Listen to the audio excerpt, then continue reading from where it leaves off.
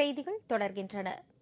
Mexico மருத்துவர்கள் முதன்முறையாக ஒரு மனிதருக்கு மாற்று அறுவை சிகிச்சை மூலம் இரு கரங்களை பொருத்தி சாதனை படைத்துள்ளனர். கேப்ரியோல் கிரானடோ எனும் நபருக்கே இந்த அறுவை சிகிச்சை மேற்கொள்ளப்பட்டுள்ளது. கடந்த 2011ஆம் ஆண்டு அவர் கட்டிட நிர்மாண பகுதியொன்றை பார்வையிட சென்றபோது ஏற்பட்ட விபத்தில் 2 கரங்களிலும் கடுமையான காயம் ஏற்பட்டது. அதன்பின் அவருக்கு மாற்று அறுவை சிகிச்சை மூலம் 2 கரங்கள் பொருத்த மருத்துவர்கள் தீர்மானித்தனர். அதற்கான அறுவை சிகிச்சை மே மாதம் மேற்கொள்ளப்பட்டது. துப்பாக்கிச் சூட்டு சம்பவம் ஒன்றில் கொல்லப்பட்ட ஒருவரின் கைகள் அவருக்கு பொருத்தப்பட்டது.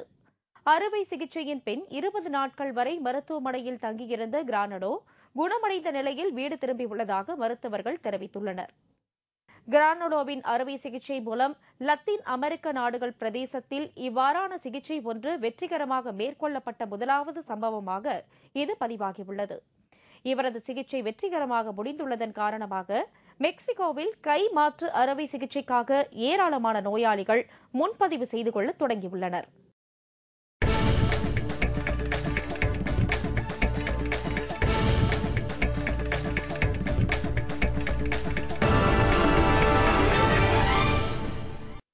யூரோ கால்பந்தாட்ட போட்டியில் செக் குடியரசுடனான போட்டியில் ரஷ்யா வெற்றி பெற்றதை அடுத்து ரஷ்ய ரசிகர்கள் உற்சாக கொண்டாட்டங்களில் ஈடுபட்டுள்ளனர்.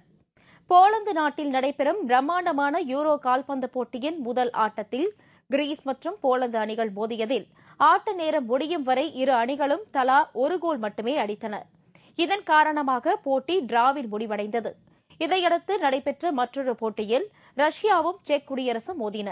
இதில் ரஷ்ய அணி 4-1 என்ற கோல் கணக்கில் செக் குடியரசை வீழ்த்தி அபார வெற்றி பெற்றது.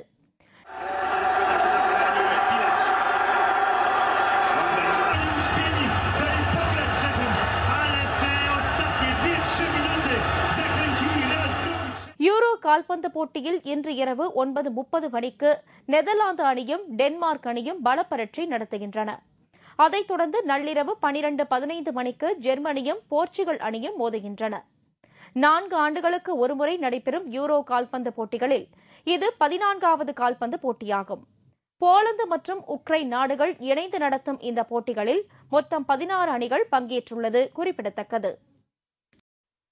இத்துடன் செய்திகள் நிறைவடைகின்றன. தலைப்புச் செய்திகள் மாலை 6 மணிக்கு. வணக்கம்.